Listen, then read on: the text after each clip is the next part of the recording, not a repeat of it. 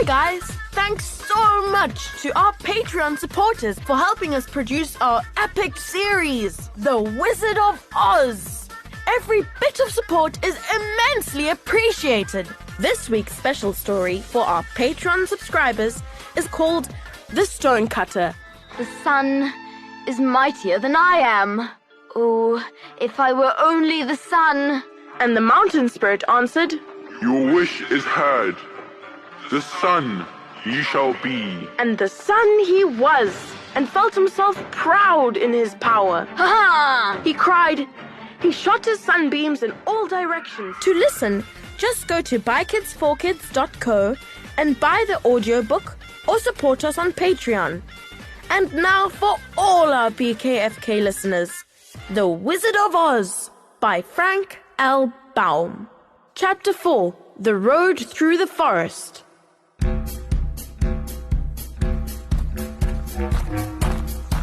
After a few hours, the road began to be rough, and the walking grew so difficult that the Scarecrow often stumbled over the yellow bricks, which were here very uneven. Sometimes, indeed, they were broken or missing altogether, leaving holes that Toto jumped across and Dorothy walked around. As for the Scarecrow, having no brains, he walked straight ahead and so stepped into the holes and fell at full length on the hard bricks. It never hurt him, however, and Dorothy would pick him up and set him upon his feet again, while he joined her in laughing merrily at his own mishap. The farms were not nearly so well cared for here as they were farther back. There were fewer houses and fewer fruit trees, and the farther they went, the more dismal and lonesome the country became. At noon, they sat down by the roadside, near a little brook, and Dorothy opened her basket and got out some bread. She offered a piece to the Scarecrow, but he refused. I am never hungry, and it is a lucky thing I am not, for my mouth is only painted, and if I should cut a hole in it so I could eat, the straw I am stuffed with would come out, and that would spoil the shape of my head. Dorothy saw at once that this was true, so she only nodded and went on eating her bread. Tell me something about yourself and the country you came from, said the Scarecrow when she had finished her dinner. So she told him all about Kansas and how grey everything was there, and how the cyclone had carried her to this queer land of Oz. The Scarecrow listened carefully and said, I cannot understand why you would wish to leave this beautiful country and go back to the dry, grey place you call Kansas. That is because you have no brains, answered the girl. No matter how dreary and grey our homes are, we people of flesh and blood would rather live there than any other country. Be it ever so beautiful, there is no place like home. The Scarecrow sighed. Of course I cannot understand it, he said. If your heads were stuffed with straw, like mine, you would probably all live in the beautiful places, and then Kansas would have no people at all. It is fortunate for Kansas that you have brains. Won't you tell me a story while we are resting? Asked the child. The Scarecrow looked at her reproachfully and answered, My life has been so short that I really know nothing whatever. I was only made the day before yesterday. What happened in the world before that time is all unknown to me. Luckily, when the farmer made my head, one of the first things he did was to paint my ears, so I heard what was going on. There was another munchkin with him, and the first thing I heard was the farmer saying, How do you like those ears? They aren't straight, answered the other. Never mind, said the farmer. They are ears just the same, which was true enough. Now I'll make the eyes, said the farmer.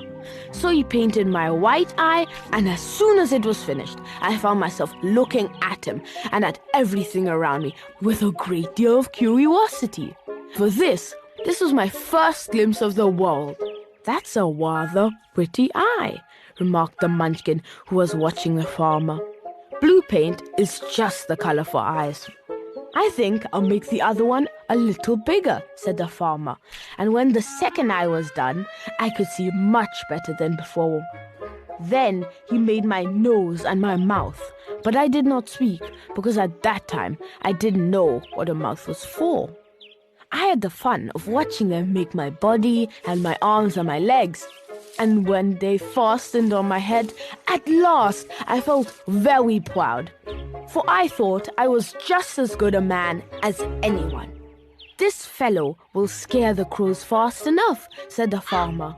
"He looks just like a man." "Why, he is a man," said the other, and I quite agreed with him. The farmer carried me under his arm to the cornfield and set me up on a tall stick where you found me. He and his friend soon after walked away and left me alone. I did not like to be deserted this way, so I tried to walk after them, but my feet would not touch the ground, and I was forced to stay on that pole. It was a lonely life to lead, for I had nothing to think of, having been made such a little while before. Many crows and other birds flew into the cornfield, but as soon as they saw me, they flew away again, thinking I was a munchkin. And this pleased me and made me feel that I was quite an important person. By and by, an old crow flew near me, and after looking at me carefully, he perched upon my shoulder and said, "I wonder if that farmer thought to fool me in this clumsy manner. Any crow of sense could see that you're only stuffed with straw." Then he hopped down at my feet and ate all the corn he wanted. The other birds, seeing he was not harmed by me, came to eat the corn too. So in a short time, there was a great flock of them about me. I felt sad at this, for it showed I wasn't such a good scarecrow after all. But the old crow comforted me, saying, "If you only had brains in your head, you would be as good a man as any of them, and a better man than some of them. Brains are the only thing worth having in this world, no matter whether one is a crow or a man."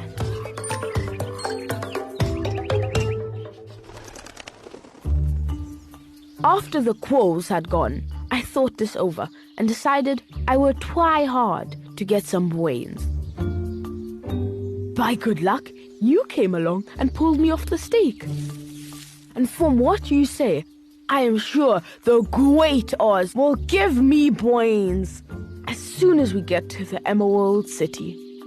I hope so, said Dorothy earnestly. since you seem anxious to have them. "Oh yes, I am anxious," Returned the Scarecrow.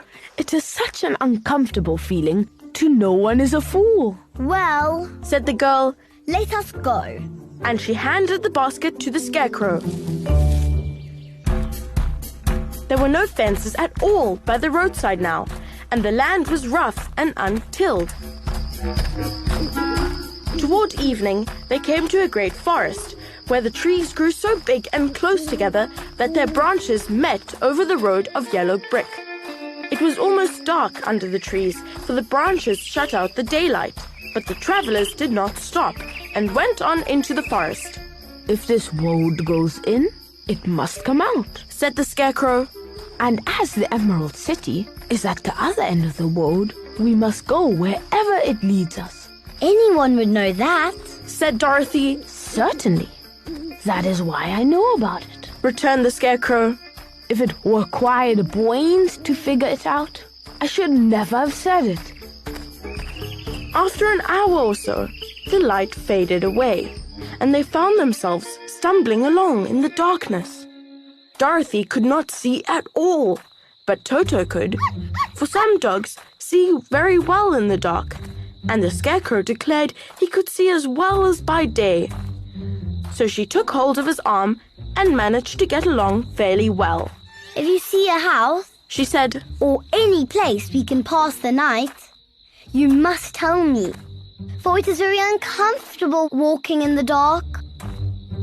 Soon after, the Scarecrow stopped, I see a little cottage at the right of us, built of logs and branches. Shall we go there? Yes, indeed. answered the child. I'm all tired out. So the Scarecrow led her through the trees until they reached the cottage, and Dorothy entered and found a bed of dried leaves in one corner. She lay down at once, and with Toto beside her, soon fell into a sound sleep. The Scarecrow, who was never tired, stood up in another corner and waited patiently until morning came. Thank you for listening to this episode of By Kids for Kids Storytime, performed by Magimajura, Lila Davies. and Max and Ruby Jews. Hey guys, if you like this episode, please share it with your friends and family. It is one of the best ways to support BKFK Storytime.